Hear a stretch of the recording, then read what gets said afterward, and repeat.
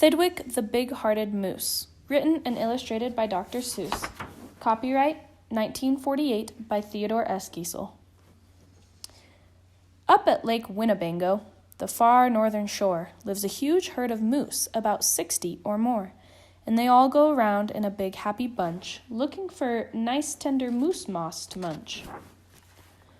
Up at Lake Winnebago, one day they were lunching, just strolling along and enjoying their munching, for the moose moss that day was especially fine.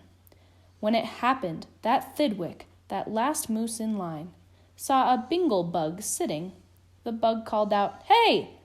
It's such a long road, and it's such a hot day. Would you mind if I rode on your horns for a way?" "Of course not," smiled Thidwick, the big-hearted moose. "I'm happy my antlers can be of some use. There's room there to spare, and I'm happy to share. Be my guest, and I hope that you're comfortable there." So the bingle bug picked out a nice easy seat, and the moose went on looking for moose moss to eat.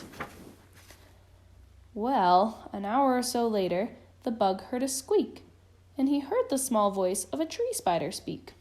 "I say," said the spider, "you've got a fine place.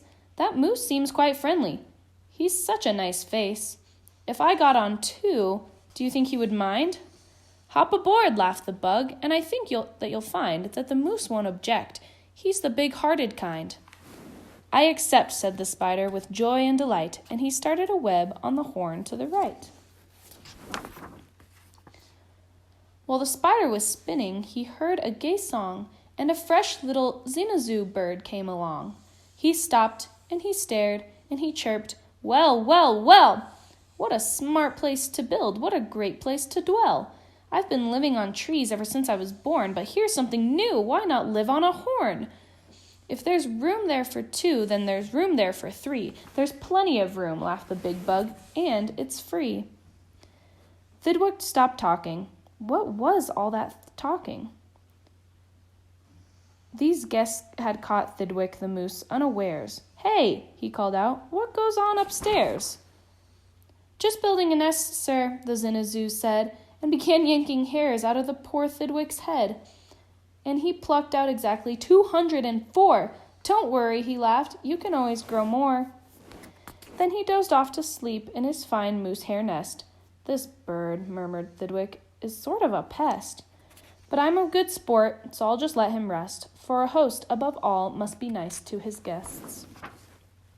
Besides, now it's getting quite late in the day, and surely tomorrow they'll all go away." But alas, the next morning the sun's early light brought to Thidwick's sad eyes a most unwelcome sight. "Meet my wife," said the bird. "I was married last night, and perhaps, by the way, I should mention to you that her uncle is coming to live with us too. You're a very fine host, so I knew you'd be willing." Then the uncle, a woodpecker, started in drilling. All Thidwick's friends shouted, "Get rid of those pests!" "I would, but I can't," sobbed poor Thidwick. "They're guests." "Guests indeed," his friends answered, and all of them frowned. "If those are your guests, we don't want you around.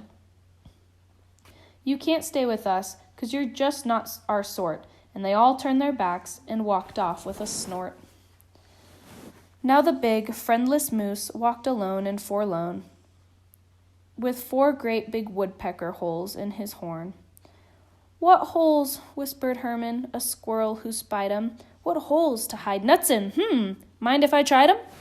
"They're yours," said the woodpecker. "Get right inside 'em.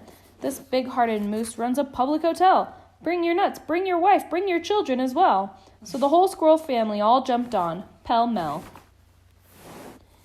And the very next thing the poor animal knew, a bobcat and a turtle were living there too. Now, what was the big-hearted moose going to do?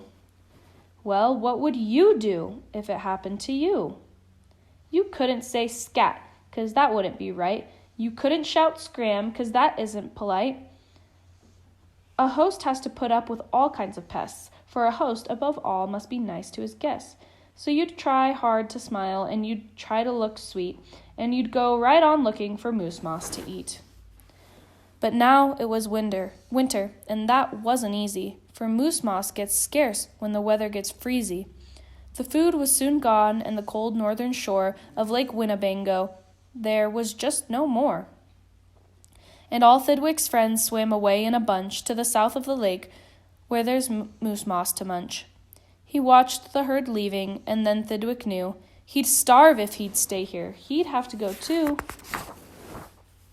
He stepped in the water, then, oh, what a fuss! Stop! Screaming his guests. You can't do this to us. These horns are our home, and you have no right to take our home to the far distant side of the lake.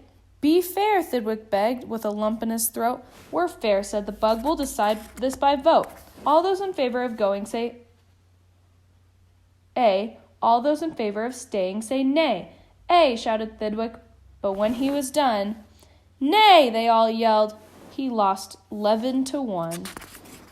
We win, screamed the guests, by a very large score, and poor starving Thidwick climbed back on the shore. Then, do you know what those pests did? They asked in some more. They asked in a fox, who jumped in from the trees. They asked in some mice, and they asked in some fleas. They asked a big bear in, and then, if you please, came a swarm of 362 bees. Poor Thidwick sank down with a groan to his knees, and then came something that made his heart freeze.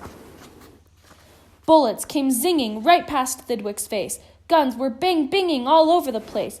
Get that moose, Thidwick heard a voice call. Fire again and again, and shoot straight, one and all. He must get his head for the Harvard Club wall.